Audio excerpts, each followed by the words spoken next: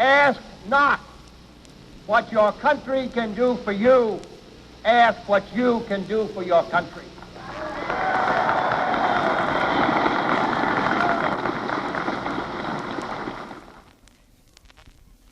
We interrupt this program for a bulletin. President Kennedy and Governor John Connally of Texas were both hit by a would-be assassin's bullets as they toured downtown Dallas in an open automobile a short while ago. That is the latest word that has just come in from Dallas on United Press International. The Associated Press, in its first report, says that President Kennedy was shot just as his motorcade left downtown Dallas. Mrs. Kennedy, who was riding with him, jumped up and grabbed Mr. Kennedy and cried, "Oh, no." The motorcade sped on. Riding in the same car with the president for this particular motorcade was Governor and Mrs. John B. Connally, the governor of the state of Texas. According to the last report, both the president and the governor were hit by the bullets. And now one more ad has come in. John Fitzgerald Kennedy, the 35th president of the United States, is dead at the age of 46, shot by an assassin as he drove through the streets of Dallas, Texas, less than an hour ago. To commemorate the martyred memory of this Lincoln-esque figure, we have gathered these spontaneous reactions expressing the leaden hearts of the people of the world. This is the voice of Adlai Stevenson. The tragedy of this day is beyond instant comprehension. All of us who knew him will bear the grief of his death to the day of ours. And all men everywhere who love peace and justice and freedom will bow their heads. At such a moment, we can only turn to prayer. Prayer to comfort our grief, to sustain Mrs. Kennedy and his family, to strengthen President Johnson, and to guide us in time to come. May God help us. A reporter faces Senator Barry Goldwater of Arizona. What was your reaction, sir? Well, I'm shocked, like the rest of the people are shocked. And how will it affect your plans, sir? I don't think it'll affect my plans at all, and I don't want to discuss it. Sir, have you had any chance to discuss this with anyone? Nobody, and I don't care to discuss it. And what are your plans, sir, when you leave Muncie? Going back to Washington. Sir, how do you think this will affect the operation of government? Oh, let's not talk about it, mister. The president's been shot. I don't care to discuss politics on a day like this. Thank you. As Lincoln, he was assassinated. As Lincoln, he is mourned by the white and the black man. We join with the world in mourning the passing of our beloved President John F. Kennedy, who gave his life today for a cause worth giving it for. He was deeply concerned about the Negro's problem in America. Deeply concerned because of the fact that the man was religious at heart. He was not an infidel. He was a man who believed in God.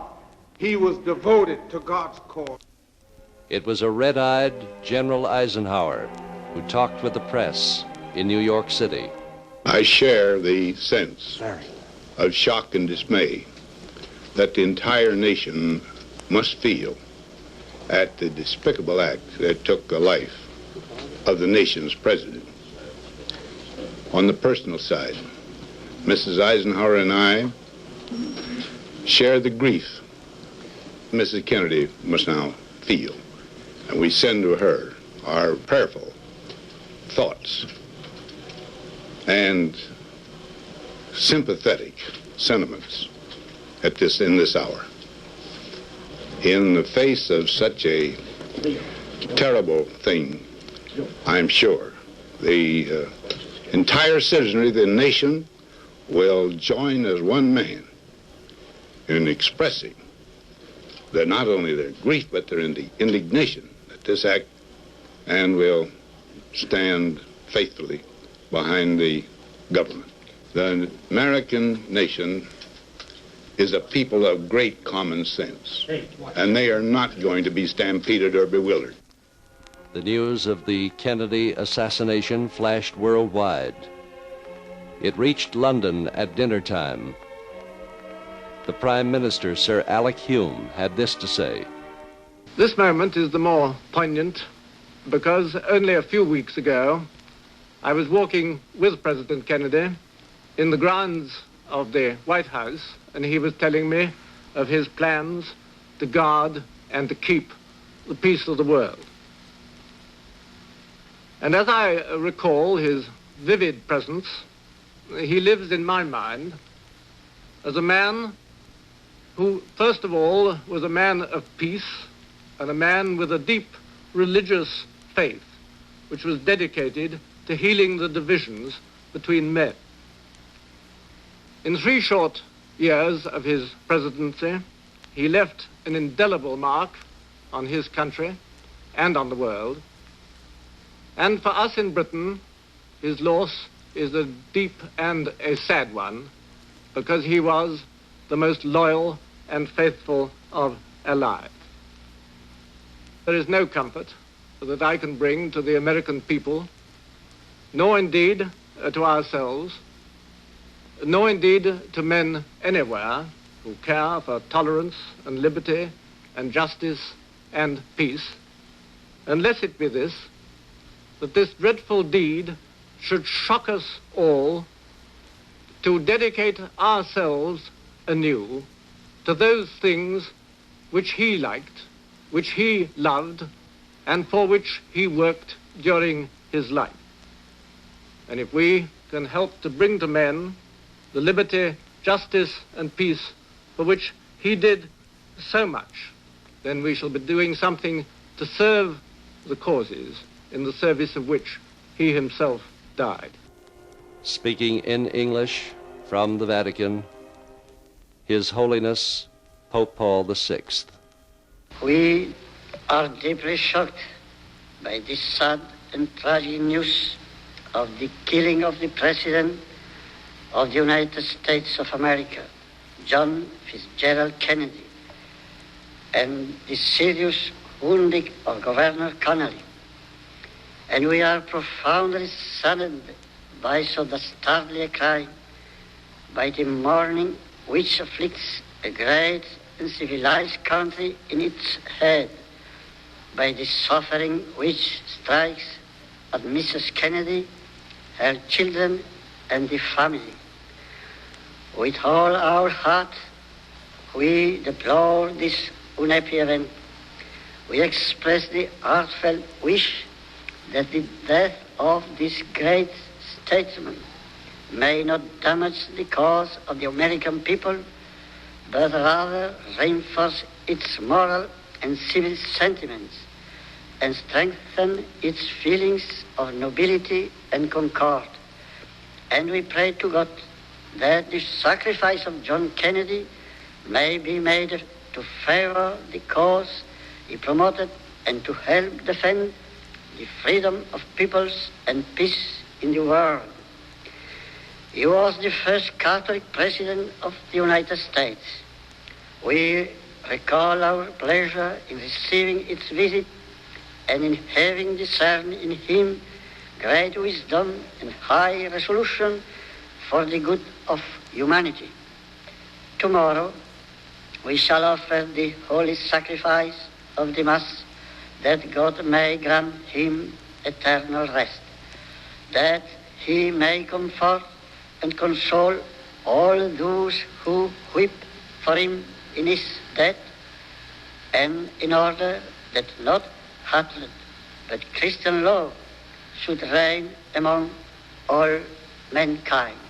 In the magnificent transition of government, which is purely American, it was now President Lyndon Johnson who, as president, spoke to the press and the nation for the first time at the Washington airport. This is a sad time for all people. We have suffered a loss that cannot be weighed. For me, it is a deep personal tragedy. I know that the world shares the sorrow that Mrs. Kennedy and her family bear. I will do my best. That is all I can do. I ask for your help and God's. Perhaps his reaction is best exhibited in the shock and the tears of this Dallas, Texas eyewitness to the assassination. Tell us exactly what you saw, sir. He was coming down the street, and my 5-year-old boy and myself were by ourselves on the grass there on Commerce Street, and I asked Joe to wave to him, and Joe waved, and I waved, and the man... That's all right, sir. You go ahead and tell it. As he was waving back, the shot rang out, and he slumped down in the seat, and his wife reached up toward him, and as he was slumping down, and the second shot went off, and it just knocked him down from the seat. Two shots. Two shots. Did you see the man who did this? No, sir, I did not see the man who did it. All I did was look in the man's face when he was shot there and saw that expression on his face and grab himself and slide. And the second one, whenever it went, why, I'm positive it had hit him. I hope it didn't, but I'm positive that it hit him, and he went all the way down in the car. Then they speeded up, and I didn't know what was going on, so I just grabbed the boy and fell on him in the hopes that there wasn't a maniac around. I'm sorry. I can't help you more, but I won't forget it. Let us now hear the voice of this fallen warrior, he who profiled the courage of others and became in his growth the most courageous of them all. We hear him first in an address previous to the Democratic Convention. I give to you Senator Jack Kennedy.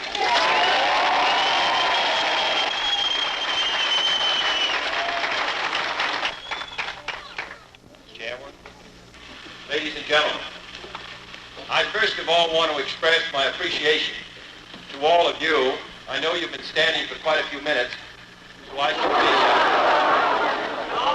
I've been standing for 3 months, so I know how tough it is. I also want to express my appreciation to my old and valued friend, Clem Zablocki. He took on the honorary chairmanship of this campaign all over the state of Wisconsin 6 months ago.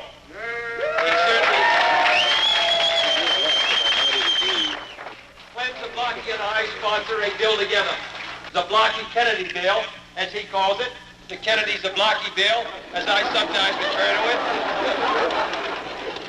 But that bill, which you may not have ever heard about, provides that the Battle Act shall be amended, and it shall be possible for surplus foods and surplus things that we have in this country to be made available to the people behind the Iron Curtain.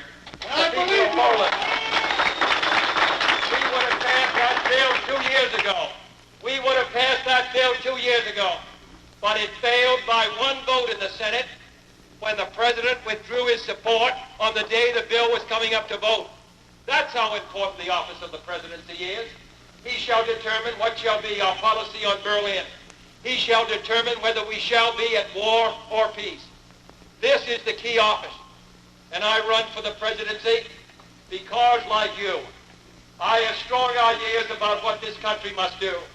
I have strong ideas about the United States playing a great role in a historic moment when the cause of freedom is endangered all over the world, when the United States stands as the only sentry at the gate, when we can see the campfires of the enemy burning on distant hills.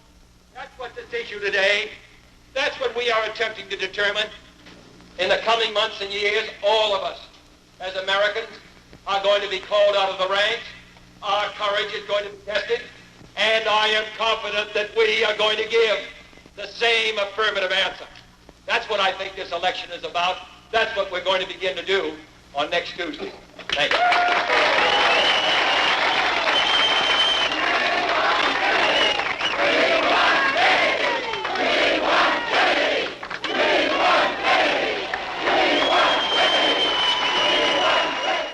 We want Kennedy. We want Kennedy. January 20th, 1961, John F. Kennedy inaugurated as the 35th President of the United States.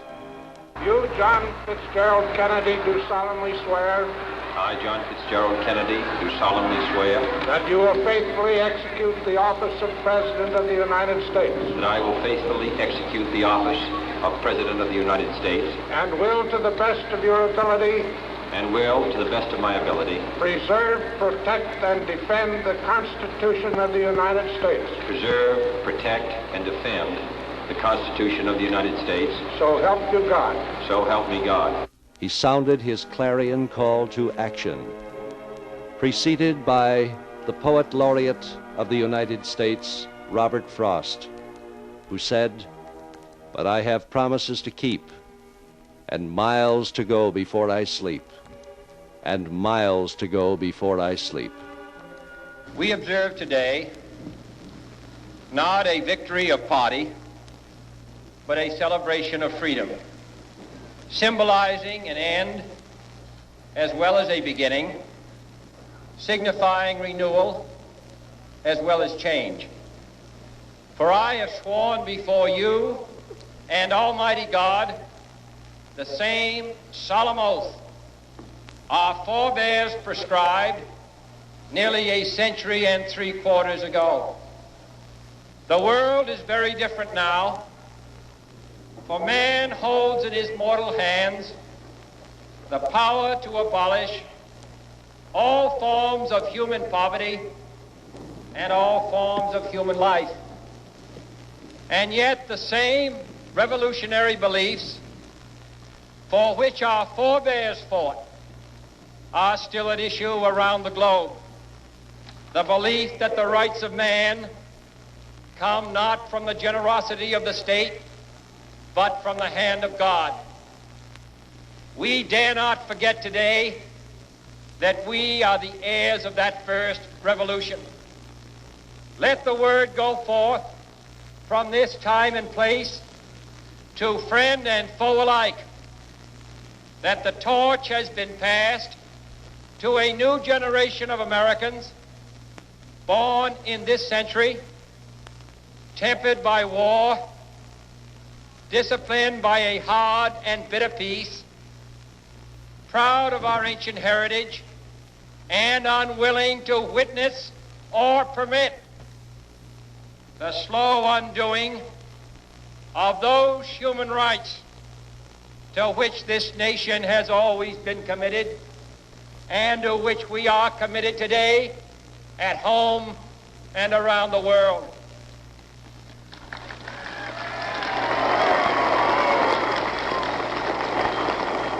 Let every nation know, whether it wishes us well or ill, that we shall pay any price, bear any burden, meet any hardship, support any friend, oppose any foe to assure the survival and the success of liberty. United, there is little we cannot do in a host of cooperative ventures. Divided, there is little we can do. And to remember that in the past, those who foolishly sought power by riding the back of the tiger ended up inside. To those people in the huts and villages of half the globe struggling to break the bonds of mass misery, we pledge our best efforts to help them help themselves. To those nations who would make themselves our adversary, we offer not a pledge, but a request that both sides begin anew the quest for peace. Before the dark powers of destruction, unleashed by science, engulf all humanity in planned or accidental self-destruction. So let us begin anew, remembering on both sides that civility is not a sign of weakness, and sincerity is always subject to proof. Let us never negotiate out of fear, but let us never fear to negotiate. In the long history of the world, only a few generations have been granted the role of defending freedom in its hour of maximum danger. I do not shrink from this responsibility. I welcome it.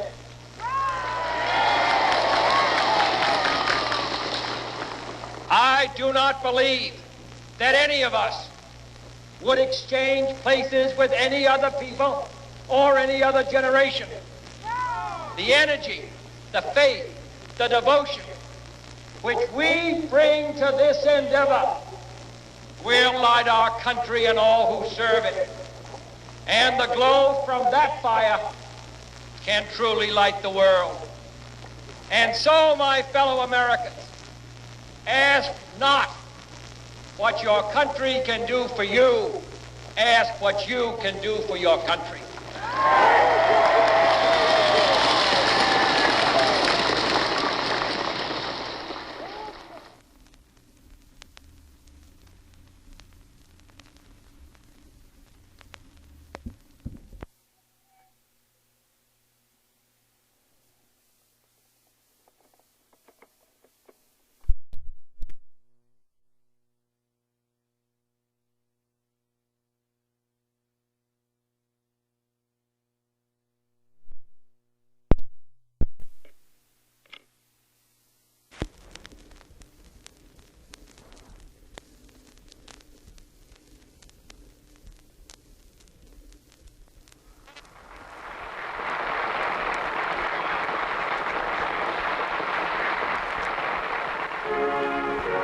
And now he was president, and faced the press, and faced May Craig with funny hats, and the president gave her funny answers.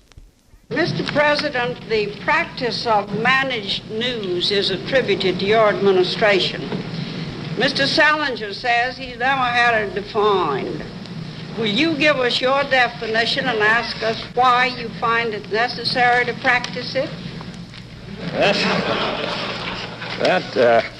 You are charging us with something, Miss Gray, and then you're asking me to define what it is you're charging me with. I think you might. Let me just say that we've had very limited success in managing the news, if that's what we've been trying to do. And perhaps you'd tell us what it is that you object to in our treatment of the news. Are you asking me? Yes. Well, I don't believe in managed news at all. I thought we ought to get everything we want. Well, I think you should, too, Miss Gray. I'm for that.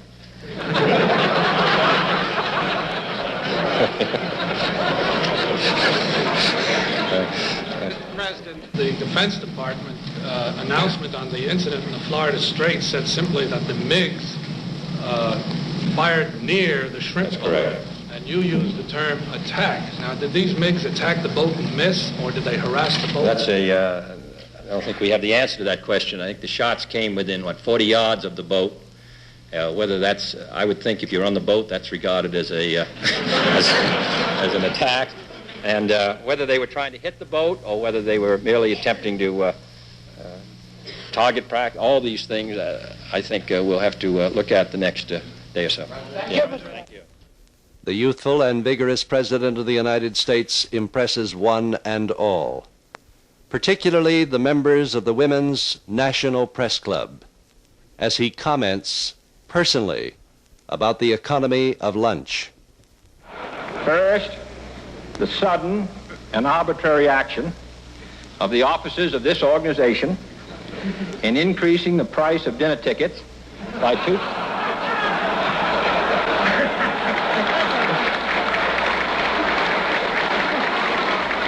$2.50 over last year constitutes a wholly unjustifiable defiance of the public interest.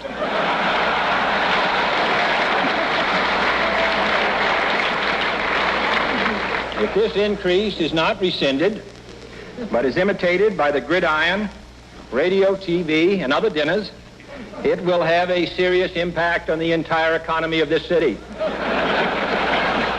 In this serious hour in our nation's history, when newsmen are awakened in the middle of the night to be given a front-page story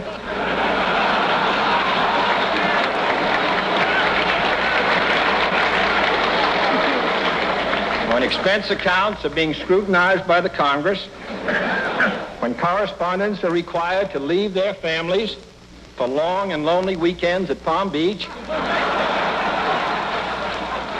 the American people will find it hard to accept this ruthless decision made by a tiny handful of executives.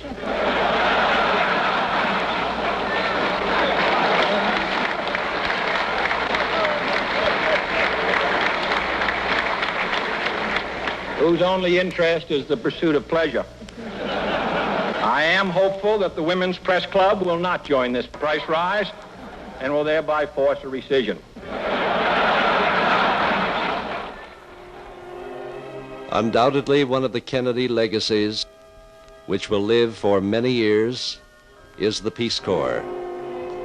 The young men and women of America came from farms and cities to work in faraway places for insignificant sums, to lend their efforts to peoples of other countries on a person-to-person, a student-to-student, a farmer-to-farmer program.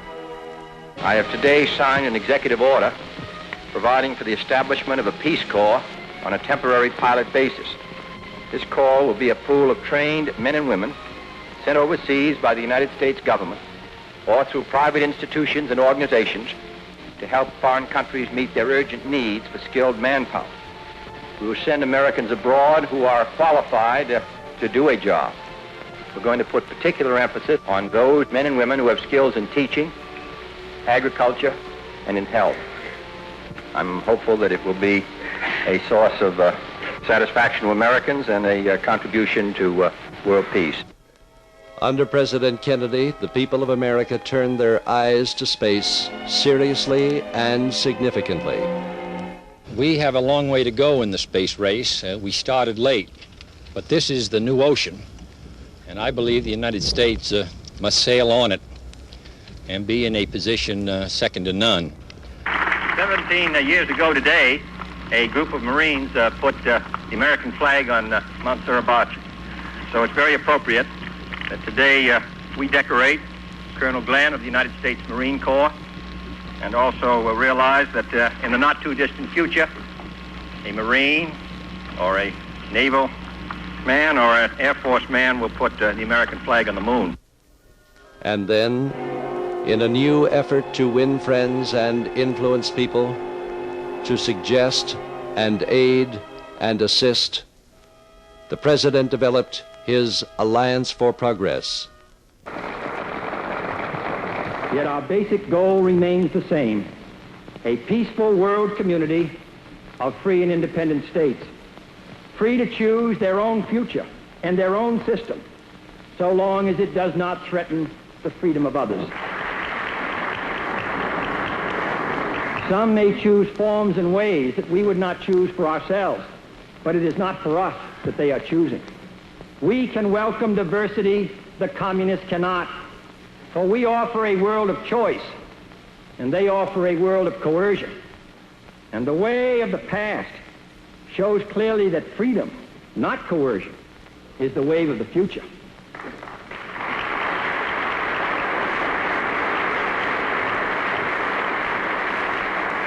At times, our goal has been obscured by crisis or endangered by conflict, but it draws sustenance from 5 basic sources of strength: the moral and physical strength of the United States, the united strength of the Atlantic community, the regional strength of our hemispheric relations, the creative strength of our efforts in the new and developing nations, and the peacekeeping strength of the United Nations.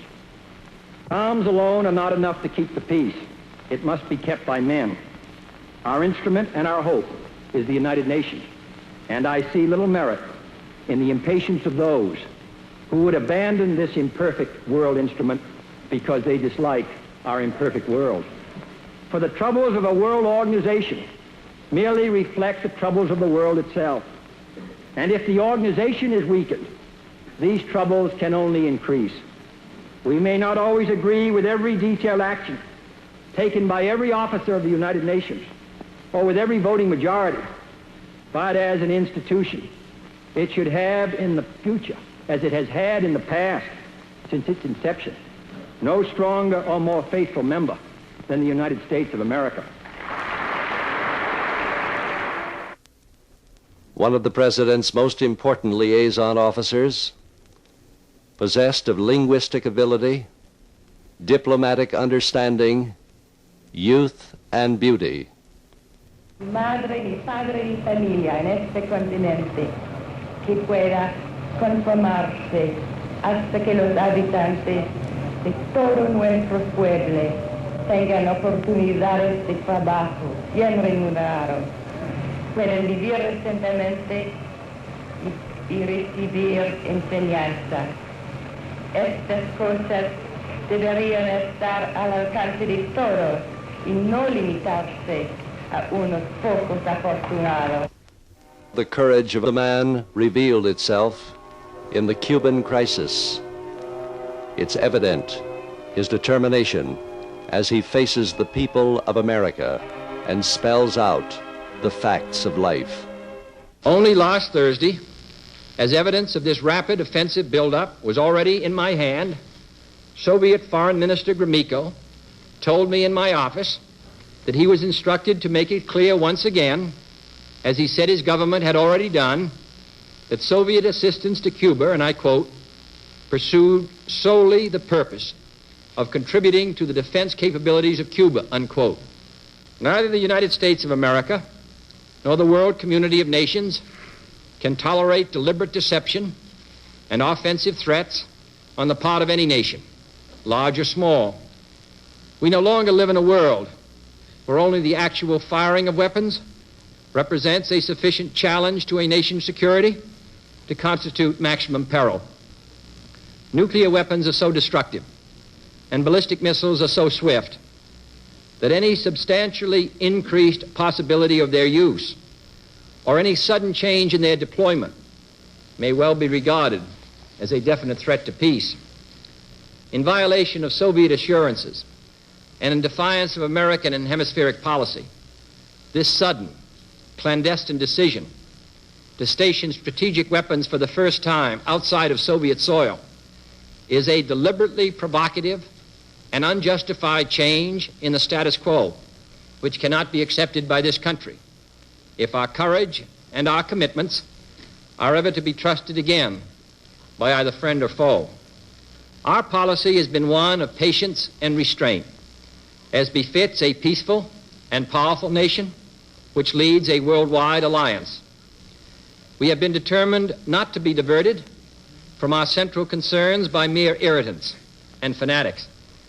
But now further action is required, and it is underway, and these actions may only be the beginning. We will not prematurely or unnecessarily risk the course of worldwide nuclear war, in which even the fruits of victory would be ashes in our mouth. But neither will we shrink from that risk at any time it must be faced. Acting, therefore, in the defense of our own security and of the entire Western Hemisphere, and under the authority entrusted to me by the Constitution, as endorsed by the resolution of the Congress, I have directed that the following initial steps be taken immediately.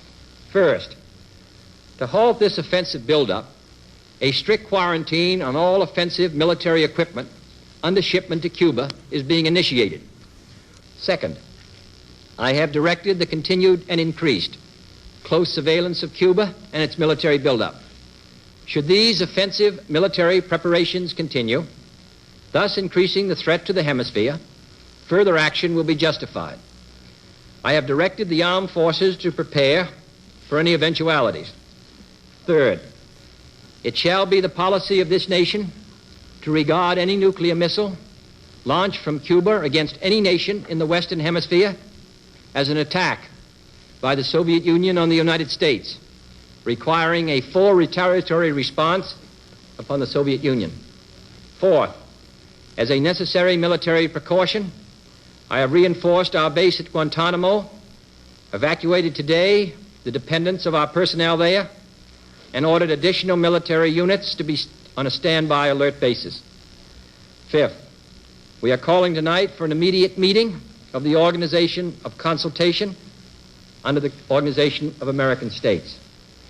Sixth, Under the Charter of the United Nations, we are asking tonight that an emergency meeting of the Security Council be convoked without delay to take action against this latest Soviet threat to world peace. Our resolution will call for the prompt dismantling and withdrawal of all offensive weapons in Cuba under the supervision of UN observers before the quarantine can be lifted. Seventh and finally, I call upon Chairman Khrushchev to halt and eliminate this clandestine, reckless, and provocative threat to world peace and to stable relations between our two nations.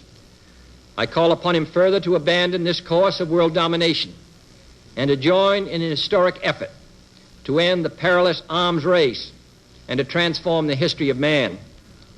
We are prepared to discuss new proposals for the removal of tensions on both sides, including the possibilities of a genuinely independent Cuba, free to determine its own destiny. We have no wish to war with the Soviet Union, for we are a peaceful people who desire to live in peace with all other peoples. But it is difficult to settle or even discuss these problems in an atmosphere of intimidation. That is why this latest Soviet threat, or any other threat, which is made either independently or in response to our actions this week, must and will be met with determination. Any hostile move anywhere in the world against the safety and freedom of peoples to whom we are committed, including in particular the brave people of West Berlin, will be met by whatever action is needed. My fellow citizens, let no one doubt that this is a difficult and dangerous effort on which we have set out. The path we have chosen for the present is full of hazards, as all paths are. But it is the one most consistent with our character and courage as a nation and our commitments around the world. The cost of freedom is always high, but Americans have always paid it. And one path we shall never choose, and that is the path of surrender or submission. Our goal is not the victory of might, but the vindication of right. Not peace at the expense of freedom, but both peace and freedom here in this hemisphere, and we hope around the world. God willing, that goal will be achieved. The communist counterpoint continued to operate. Cuba, and then Berlin. President Kennedy addresses himself to the wall, a divided city, but a united people. Is there any feeling on your part that what happened in Cuba has led to greater caution in Berlin insofar as the Soviet and East German governments are concerned? Yeah, well, I think the chairman, nobody wants to go through what we went through in Cuba very often, and I think they realize that West Berlin is a vital interest to us and that we're committed there and that we're going to stay there. On the other hand, he has a very vital interest in East Germany and trying to prop up that regime and trying to solidify his position in Eastern Europe. So Berlin is a dangerous position always, particularly because of its geography, because we have to keep communications to an area which is 120 miles behind their lines. So this always gives him a chance to tighten the grip on our windpipe there. But I think he may proceed with some care, because I think he realizes it's a combination of a vital interest and one which has the chance of a direct encounter. So that I think that, as I say, Mr. Khrushchev's speech showed that he knows, and those who are attacking Mr. Khrushchev in the communist camp, particularly the Chinese, as being too soft, I think Mr. Khrushchev realizes the care with which he must proceed now, as do we. But time was running out for the youthful president. Rested from a Florida visit, he undertook a fence-mending trip to the state of Texas. This is what he said in Houston. Governor, Mr. Vice President, Senator, members of the Congress, members of the military, ladies and gentlemen. For more than 3 years, I've spoken about the new frontier. This is not a partisan term, and it's not the exclusive property of Republicans or Democrats. It refers instead to this nation's place in history, to the fact that we do stand on the edge of a great new era, filled with both crisis and opportunity, an era to be characterized by achievement, and by challenge. It is an area which calls for action and for the best efforts of all those who would test the unknown and the uncertain in every phase of human endeavor. It is a time for pathfinders and pioneers. I have come to Texas today to salute an outstanding group of pioneers. The man who manned the Brooks Air Force Base School of Aerospace Medicine and the Aerospace Medical Center. The final smile, the final meal, the last goodbye. Within 2 hours, he would be dead.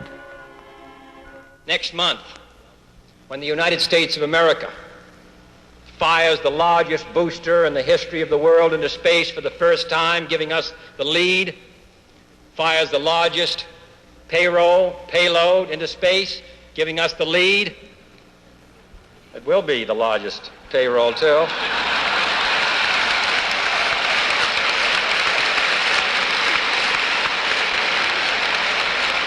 Who should know that better than Houston?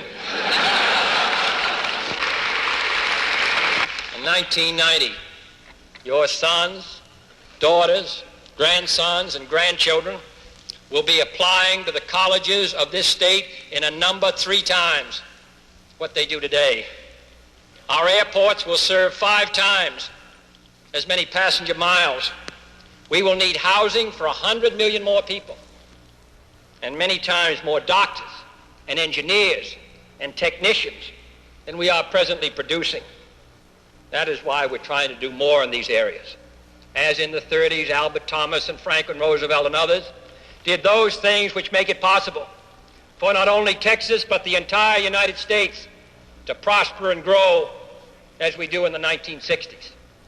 In 1990, the age of space will be entering its 2nd phase, and our hopes in it to preserve the peace, to make sure that in this great new sea, as on Earth, the United States is second to none.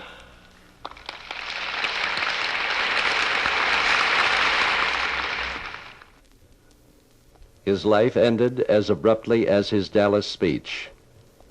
It was a portent of the hour ahead. He was the brave architect of the new frontier. He charted its course into areas previously unexplored: civil rights, Peace Corps, foreign aid, education. He infused with strength all he touched. Vigor became a word to be reckoned with, the hallmark of his administration and his life. It is his legacy. Remember Robert Frost's words at the President's inauguration? "And miles to go before I sleep. Too few. And now, no more."